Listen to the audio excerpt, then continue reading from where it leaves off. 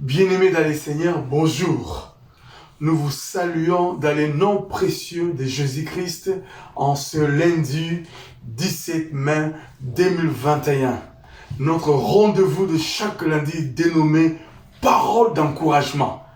Je bénis les Seigneurs pour l'opportunité que le Centre évangélique Labanien met à notre disposition à travers ces moyens de la technologie pour pouvoir partager avec nous la parole de Dieu ce matin. Gloire à Jésus. Bien, nous sommes dans ce grand voyage de la parole d'encouragement que nous avons dénommé Carnaval de la parole. Nous sommes en train, comme vous le savez, cogiter autour des personnages bibliques qui ont posé des actes, qui ont arraché de la bouche de Jésus-Christ ou de la bouche de Dieu des promesses, des bénédictions qui ont eu des retombées de manière extraordinaire à changer leur vie, à changer leur destinée, à changer leur parcours. Le lundi dernier, nous avons parlé de Rahab, la prostituée, qui a, par un acte d'hospitalité, a changé le parcours de son histoire et même l'avenir de sa descendance. Et ce matin, nous allons parler autour de notre personnage de la Bible qui s'appelle Ruth. Ruth la Moabite. Ce matin, notre thème, c'est Ruth la Moabite. Prions les Seigneurs des gloires. Père, nous te sanctifions ce matin.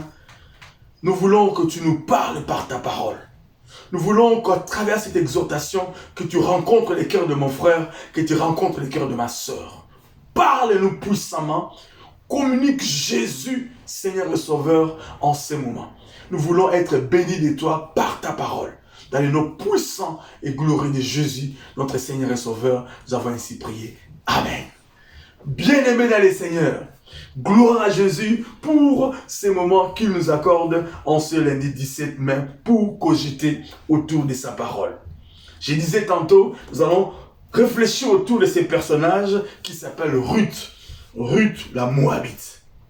Bien-aimés, nous sommes dans le livre de Ruth aussi, comme son nom Ruth, au chapitre 1er. Et vous connaissez toute l'histoire, nous allons juste faire une lecture kangourou, prendre les textes qui nous est important, afin de pouvoir considérer les conseils divins qui sont attachés à ces textes. Donc, Ruth, à partir du premier verset, on commence à dire à l'époque des juges. Pourquoi on dit à l'époque des juges? Parce que cette histoire s'est passée à l'époque des juges. Et l'époque des juges avait comme une particularité, le peuple était versatile. Si nous lisons le livre des juges, nous allons nous rendre compte que la Bible dit tout le monde faisait ce qui lui plaisait. Pourquoi? Chacun faisait ce qui lui plaisait parce qu'il n'y avait pas de roi en Israël. C'était une époque difficile spirituellement parlant. Le peuple était vacillant. Le peuple était versatile. Raison pour laquelle les textes nous disent à l'époque des juges, un couple, donc à l'époque des juges, il y a eu famine dans le pays. Un homme de Bethléem, de Juda, parti avec sa femme et ses deux fils s'installer dans un pays de Moab. Comme chacun faisait ce qui lui semblait bon, cet homme a résolu, contrairement à la parole du Seigneur, d'aller habiter dans le pays de Moab. Donc ça c'était l'introduction. Nous prenons bien le verset 15. Naomi dit à Ruth, tu vois ta belle-sœur est retournée vers son peuple et vers ses dieux. Retourne chez toi comme elle. Ruth répondit, ne me pousse pas à te laisser à repartir loin de toi. Où tu iras, j'irai. Où tu habiteras, j'habiterai. Ton peuple sera mon peuple et ton Dieu sera mon Dieu. Où tu mourras, je mourrai et je serai enterré. Que l'Éternel me traite avec la plus grande sévérité si une autre chose que la mort me sépare de toi.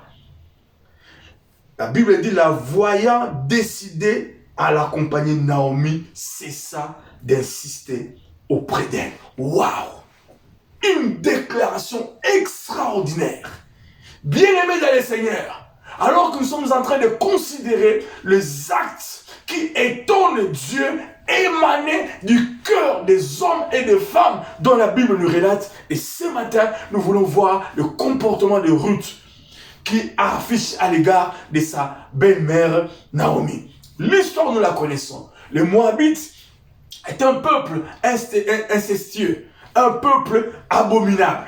Donc, ses beaux-parents sont allés habiter contrairement à la volonté du Seigneur dans le pays des Moab. Vous connaissez l'histoire de ce qui s'est passé.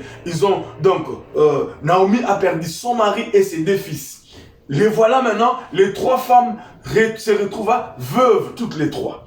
Cependant, Naomi n'était pas du pays des Moab, mais Ruth et sa sœur ou sa belle-sœur étaient du pays des Moab.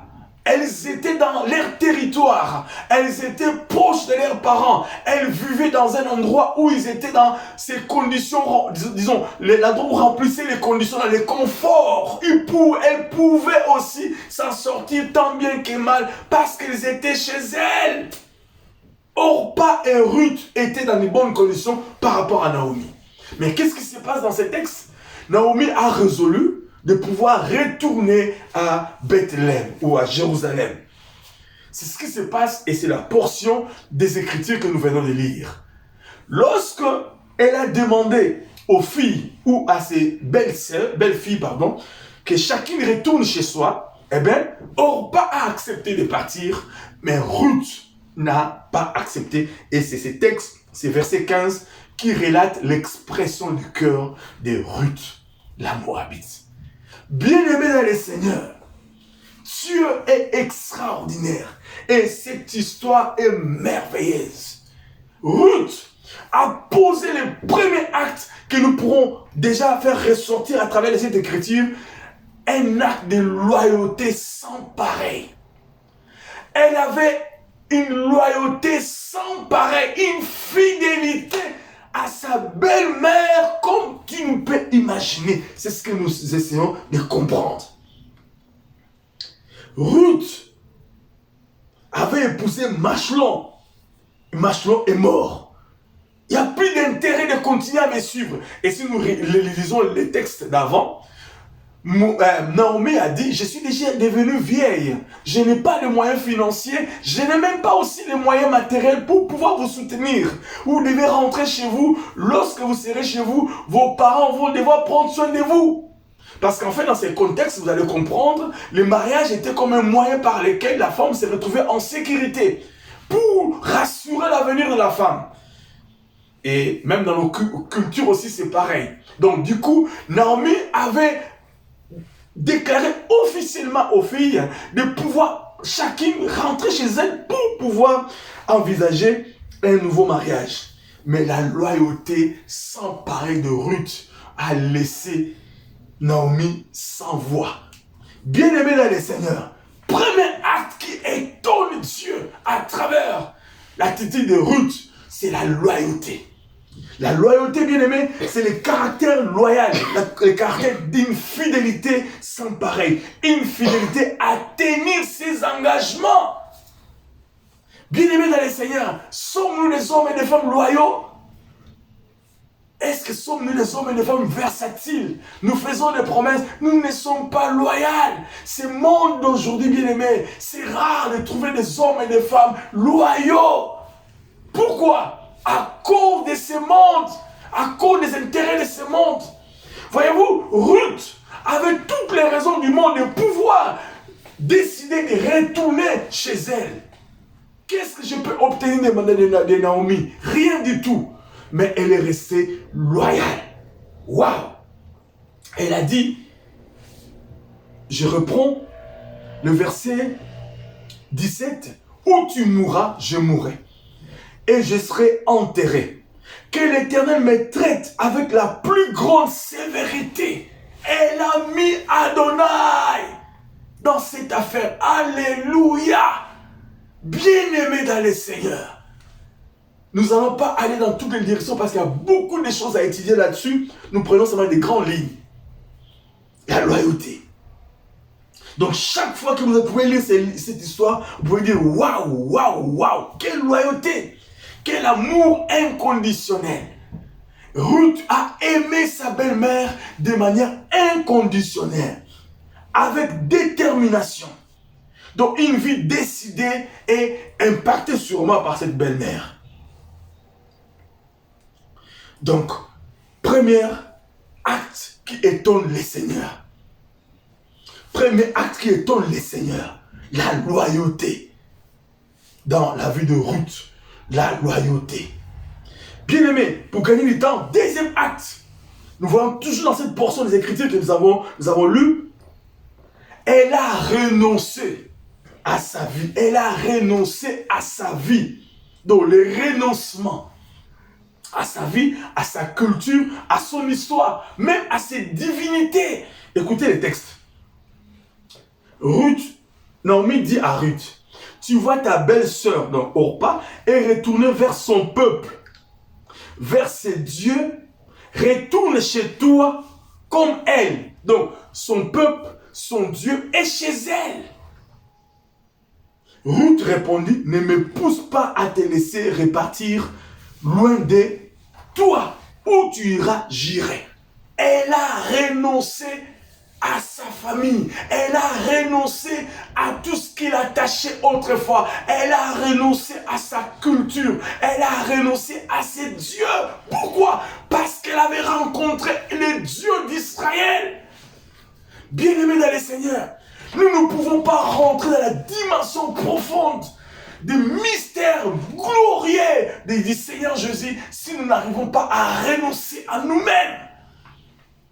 Ruth est le type de personne dont le regard n'est pas figé sur la terre, mais le regard est figé sur Jésus-Christ, sur le ciel. Étienne, alors qu'il était lapidé, la Bible dit, son regard, il a vu Jésus debout sur son trône. Donc tout ce que les gens faisaient, ça ne le regardait pas. Il a dit, Père, pardonne-leur. Pourquoi? Parce que l'intérêt de ce monde peut nous amener qu'au mal. La Bible dit, à quoi ça sert à un homme de gagner le monde entier et de perdre son salut? Orpa a perdu son salut. Pourquoi? Parce qu'elle a préféré le monde, ce qui était à eux, le Dieu. Cependant, pendant tous ces temps qu'elle était chez chez Naomi, elles ont appris comment Dieu d'Israël fonctionnait. Mais par peur de l'avenir, par peur de la sécurité, par peur d'instabilité, elle est retournée. Combien de fois nous retournons, alléluia, nous déchirons le cœur de Dieu. Elle a renoncé et en renonçant même à ces dieux des Moabites, on n'a pas le temps d'aller en détail, mais sachez rapidement, retenez cette information, que le dieu des Moabites était des dieux qui acceptaient l'offrande humaine. Donc on leur offrait des enfants vivants, comme des offrandes, imaginez-vous. Donc c'était des dieux sanguinaires. Voilà. Et du coup, elle a résolu de laisser tout cela. Ton peuple sera mon peuple, ton Dieu sera mon Dieu. Bien-aimé, lorsqu'il a tissé cette relation, elle a renoncé ce qu'elle avait, elle a renoncé sa vie dans cette acte de loyauté, elle est arrivée à renoncer, c'est-à-dire elle a conclu une nouvelle alliance avec Naomi. Donc avec le Dieu de Naomi. Donc lorsqu'on utilise ces versets avec la lumière de son arrière-plan, la déclaration de Ruth a encore plus de valeur. L'arrière-plan dont je vous ai fait allusion, parce que plus de valeur et une plus grande portée. Cette femme se sépare de son passé, de ses racines, de ses valeurs et de toutes les influences qui ont fait d'elle la femme qu'elle était avant. Dans ce qu'elle a dit, je ne veux plus de cette vie-là. Je veux quelque chose de plus, quelque chose de mieux. C'est Dieu. Est-ce qu'avez-vous déjà ressenti ces sentiments? De pouvoir renoncer pour Dieu. Bien-aimé, c'est le risque qu'elle a pris. Elle a pris un risque, mais un risque extraordinaire. Donc, en renonçant à son passé, en renonçant à sa vie, en renonçant à son foyer, que dis-je, à sa famille, elle a aussi renoncé à la possibilité de se remarier. Pourquoi? Parce que Naomi était devenue vieille. Et désir quoi? En allant en Israël, on n'allait pas l'épouser parce que les Juifs n'épousent pas les Moabites.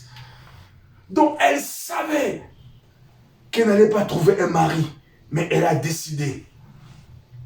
Donc elle a renoncé de se remarier, elle a renoncé aussi à la sécurité financière ou sociale parce que le mariage était considéré comme un moyen de stabilité, un moyen d'assurance.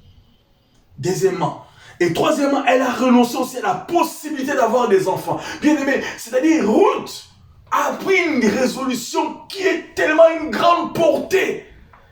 En telle enseigne que tout ce qui peut se retrouver dans ce monde, que nous pouvons obtenir dans ce monde, ne représentait plus rien pour elle. C'est sa loyauté envers sa belle-mère. Elle a renoncé aussi à sa nationalité. Ruth a renoncé à son bien-être pour sa belle-mère. Voyez-vous, la loyauté, les renoncements, la fidélité, etc. Et pour conclure, bien aimé, pour gagner du temps, parce que le temps nous est imparti, mais nous pouvons encore cogiter sur ces textes, chacun à son rythme. Il y a beaucoup de choses à découvrir ici. Et pour conclure, bien, comme Dieu par devers lui-même a toujours un plan pour ses enfants, il a vu les cœurs d'Érith. Ses actes ont bousculé les cœurs de Dieu. Il a mis en œuvre le processus de la bénédiction pour la destinée de Ruth.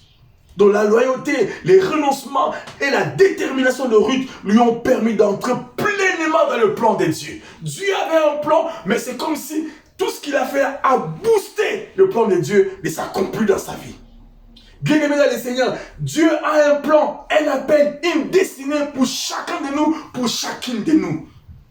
Dieu veut nous utiliser pour l'établissement de ce royaume ici-bas. Il veut que nos vies servent à faire connaître son grand amour, son plan rédempteur, sa grâce illimitée. Mais comment sommes-nous? Est-ce que sommes-nous des hommes et des femmes qui prennent des décisions comme Ruth, rester loyal au Seigneur et aussi renoncer à même ce qui est de l'intérêt pour nous, afin que Dieu puisse faire jaillir en nous sa volonté parfaite. Bien-aimés, Dieu veut nous utiliser pleinement et puissamment pour influencer les gens autour de nous et pour marquer notre époque. Cependant, entrer dans la destinée de Dieu, répondre à son appel, ne se fait pas sans renoncement.